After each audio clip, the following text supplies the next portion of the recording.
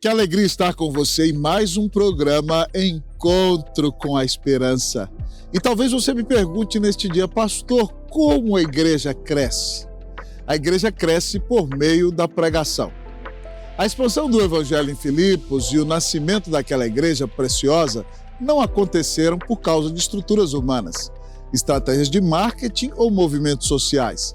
A igreja em Filipos cresceu por um motivo essencial: a pregação fiel da palavra de Deus. Paulo e sua equipe não chegaram à Macedônia com planos sofisticados, mas com um compromisso inegociável: anunciar Cristo. E foi esse compromisso com a pregação ousada, clara, bíblica e centrada em Jesus que transformou corações, alcançou famílias e estabeleceu uma igreja viva no meio de uma cidade pagã.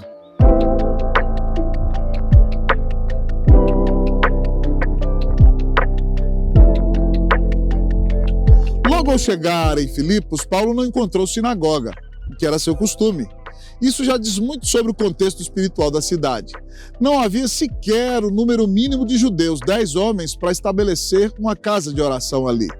Em vez de reclamar da ausência da estrutura, Paulo procurou um lugar de oração e encontrou um grupo de mulheres reunidas junto ao rio. Ele não esperou uma grande audiência, nenhuma plataforma formal. Ele pregou, e essa pregação, feita em um local simples, tocou o coração de uma mulher chamada Lídia. E o texto de Atos 16:14 é revelador. O Senhor lhe abriu o coração para atender às coisas que Paulo dizia. Essa frase revela dois aspectos fundamentais da pregação. O primeiro é a fidelidade humana. Paulo pregou, não importava o tamanho do público. Ele estava ali com o propósito e não se desviou dele. O segundo é a soberania divina. Deus abriu o coração de Lídia. Isso nos ensina que a pregação é um meio e o Espírito Santo é quem opera a conversão. Não é sobre a performance do pregador, mas sobre a presença de Deus na palavra anunciada. Quando pregamos com fidelidade, podemos confiar que Deus fará o que só Ele pode fazer. A pregação de Paulo era direta e cristocêntrica. Ele não fazia rodeios, não adaptava a mensagem para agradar os ouvintes. Ele falava sobre Jesus, seu senhorio, sua cruz, sua ressurreição. Lídia creu, sua casa se abriu, a igreja nasceu. Veja a ordem: a palavra é pregada, o coração é tocado, a vida é transformada. Esse é o padrão do crescimento espiritual e esse padrão permanece até hoje. Mas não foi só Lídia que ouviu a pregação. Dias depois, Paulo e Silas libertam uma jovem escrava dominada por um espírito de adivinhação. Isso gerou uma confusão enorme na cidade e levou os dois à prisão. Mesmo ali algemados, feridos, cansados, eles não se calaram. Pelo contrário, por volta da meia-noite, oravam e cantavam hinos a Deus e os outros presos escutavam. Atos 16:25. Mais uma vez, Paulo e Silas estão pregando, agora com a vida, com testemunho. E Deus usa essa pregação silenciosa para alcançar o carcereiro. Após um terremoto sobrenatural abrir as portas da prisão, ele pergunta: Senhores, o que devo fazer? A resposta é direta: crê no Senhor Jesus e será salvo tu e tua casa. Em um só versículo, Paulo prega o núcleo do evangelho: fé em Cristo, salvação, transformação. Aquele homem e toda a sua família creram, foram batizados, receberam os apóstolos em casa, cuidaram de suas feridas e a igreja de Filipos se fortaleceu. Mais uma vez, vemos que o crescimento não vem de programas, vem da palavra pregada com fidelidade em qualquer lugar, para qualquer pessoa, em qualquer condição. Essa é uma das marcas mais lindas do ministério de Paulo. Ele pregava onde estivesse, no templo ou na cadeia, em praças ou em casas, para judeus ou para gentios. Ele sabia que o poder não estava nele, mas estava na mensagem do evangelho. Por isso ele dizia: não me envergonho do evangelho, pois é o poder de Deus para a salvação de todo aquele que crê.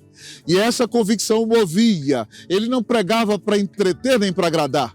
Pregava porque sabia que a única coisa capaz de mudar uma vida de verdade é a palavra de Deus. O crescimento com a pregação exige, portanto, alguns compromissos essenciais.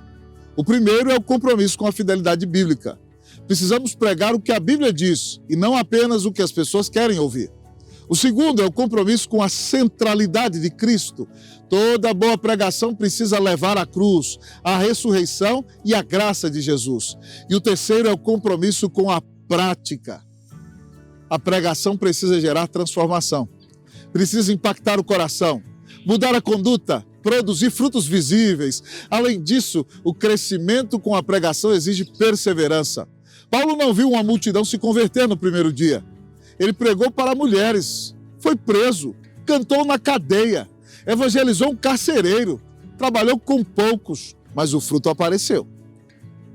A igreja nasceu, cresceu e se tornou uma das mais generosas e missionais do Novo Testamento. Quem prega com fidelidade nem sempre vê os resultados de imediato, mas pode ter certeza de que Deus está agindo. Essa história nos desafia até o dia de hoje. Em um tempo em que tantos buscam experiências, sensações, distrações, precisamos voltar à centralidade da pregação. Precisamos valorizar o púlpito, respeitar a exposição fiel da palavra de Deus. E, acima de tudo, precisamos ser proclamadores, onde quer que estejamos. Porque o crescimento da igreja, da nossa fé e do reino continua acontecendo por meio da proclamação corajosa do Evangelho. Você talvez não seja um pregador de púlpito, mas é um pregador de vida. Sua família, seus colegas, seus vizinhos, todos estão te ouvindo. O que você tem pregado? Que mensagem tua vida tem transmitido? Que tipo de evangelho seus amigos estão lendo em você? Que Cristo você tem revelado ao mundo? O crescimento com pregação começa com palavras, mas se concretiza com testemunho da vida. Filipos nasceu de uma pregação fiel, cresceu por meio da pregação fiel. Permaneceu firme porque continuou ouvindo a palavra. Que o mesmo aconteça conosco, que sejamos uma igreja que ama a pregação, que valoriza o evangelho, que vive e proclama com coragem, porque onde a palavra é anunciada com fé, vidas são alcançadas, igrejas são plantadas e o nome de Cristo é glorificado. Mas nós temos que aprender que vamos crescer ainda no meio das perseguições. Uma das lições mais desafiadoras e ao mesmo tempo encorajadoras que aprendemos com a história da plantação da igreja de Filipos é que o crescimento da igreja não apenas acontece na paz, mas apesar da perseguição e muitas vezes por meio dela. Em Filipos, Paulo e Silas foram presos injustamente após libertarem uma jovem possessa. A reação da cidade foi violenta. Eles foram açoitados em praça pública, lançados no cárcere e acorrentados. Humanamente, parecia que a missão havia fracassado. Mas espiritualmente, a perseguição foi o cenário onde Deus decidiu mostrar o seu poder. A resposta de Paulo e Silas à prisão é uma das cenas mais extraordinárias do Novo Testamento. Por volta da meia-noite, Paulo e Silas oravam e cantavam hinos a Deus, e os outros presos escutavam. Atos 16, 25. Eles não murmuraram, não se revoltaram, não exigiram seus direitos de cidadãos romanos ainda. Eles adoraram, louvaram, testemunharam. Mesmo feridos e injustiçados, transformaram a cela em templo, a dor em louvor. Esse tipo de fé abala prisões e foi exatamente o que aconteceu. Deus respondeu com um terremoto. As cadeias se abriram, os presos ficaram livres, mas Paulo e Silas não fugiram. Eles permaneceram, não apenas por sabedoria, mas por missão. Sabiam que Deus estava fazendo algo maior? E de fato estava. O carcereiro, impactado por tudo aquilo, perguntou: Senhores, o que devo fazer para ser salvo? Naquele momento, a prisão se transformou em altar e o sofrimento em porta de salvação. O carcereiro e sua família creram, foram batizados e passaram a fazer parte da nova igreja em Filipos. Essa narrativa nos mostra que a perseguição não silencia o evangelho, ela o amplifica. O mundo espera que o crente desista quando sofre, mas quando ele continua adorando, mesmo machucado, o testemunho se torna ainda mais poderoso e a igreja cresce, não com triunfalismo, mas com lágrimas e com fé. O sofrimento não é um obstáculo, é um fertilizante espiritual. E como em Filipos, muitas vezes é na escuridão da prisão que a luz do evangelho brilha com mais força. Hoje a igreja continua enfrentando perseguições em muitas partes do mundo e ainda assim continua crescendo para a glória de Deus. Porque Deus honra a fidelidade dos seus servos, a história de Filipos nos ensina que sofrer por Cristo não é sinal de derrota, é sinal de que estamos no caminho certo, que como Paulo e Silas aprendamos a louvar a Deus mesmo em meio à dor e a confiar que Deus pode usar cada lágrima, cada açoite, cada noite escura para salvar vidas e glorificar o seu nome. A história da igreja em Filipos nos ensina que o crescimento verdadeiro, duradouro e cheio de propósito nasce da ação soberana de Deus e da resposta obediente dos seus servos. Cada passo da missão que levou Paulo àquela cidade revela o envolvimento ativo do céu nos detalhes da vida da igreja. Nada foi acidental. A porta da Ásia se fechou porque a de Filipos precisava se abrir. A visão do varão macedônio não foi uma inspiração pessoal, mas uma convocação divina. E a obediência de Paulo e Silas à direção do Espírito resultou na plantação da primeira igreja cristã na Europa. Esse crescimento, como vimos, foi marcado por pregação fiel, obediência imediata, perseverança em meio à perseguição e, acima de tudo, confiança plena na soberania de Deus. A palavra foi pregada à beira de um rio, nas casas, nas ruas, dentro da prisão, e ela produziu frutos. Lídia creu, o carcereiro se converteu, a igreja floresceu, e mesmo em uma cidade onde a fé colidia com o orgulho romano e o culto ao imperador, o evangelho venceu, porque onde o nome de Jesus é proclamado com coragem e fé, nenhuma prisão, nenhuma cultura ou oposição pode impedir o avanço do reino de Deus. Mais do que um relato histórico, Filipos é um modelo para nós.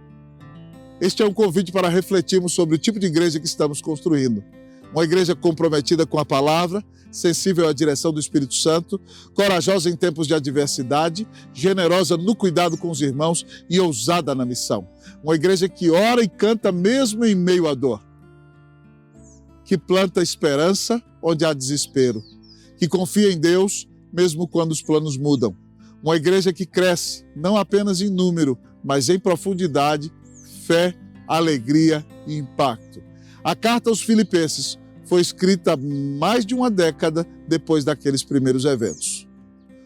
Paulo, agora preso novamente, escreve à igreja que nasceu em meio a tantas intervenções divinas e tantos atos de fé. Ele a chama de minha alegria, minha coroa. Ele a exorta a se alegrar no Senhor. Ele a convida a continuar crescendo, mesmo em tempos difíceis, mesmo quando as circunstâncias não são ideais, porque o mesmo Deus que começou a boa obra ali há de completá-la até o dia de Cristo Jesus. Essa promessa também é para nós. Vivemos tempos difíceis. Muitos ainda se recuperam das perdas causadas pelos dias angustiantes da pandemia alguns anos atrás. A insegurança econômica, a polarização social, o cansaço emocional, os desafios urbanos que nos cercam por todos os lados. Mas o Deus de Filipos continua sendo nosso Deus. O Senhor que dirigiu Paulo continua guiando a sua igreja no dia de hoje. O Espírito que abriu o coração de Lídia ainda continua abrindo os corações. O poder que sacudiu as cadeias daquela prisão ainda liberta os cativos. A alegria que brotou naquela cidade ainda pode florescer nos nossos corações. Ao longo desta mensagem, nós podemos ver e descobrir que é possível ter alegria em tempos difíceis. Como podemos experimentar contentamento, paz, unidade, gratidão, confiança, mesmo quando os ventos não são favoráveis?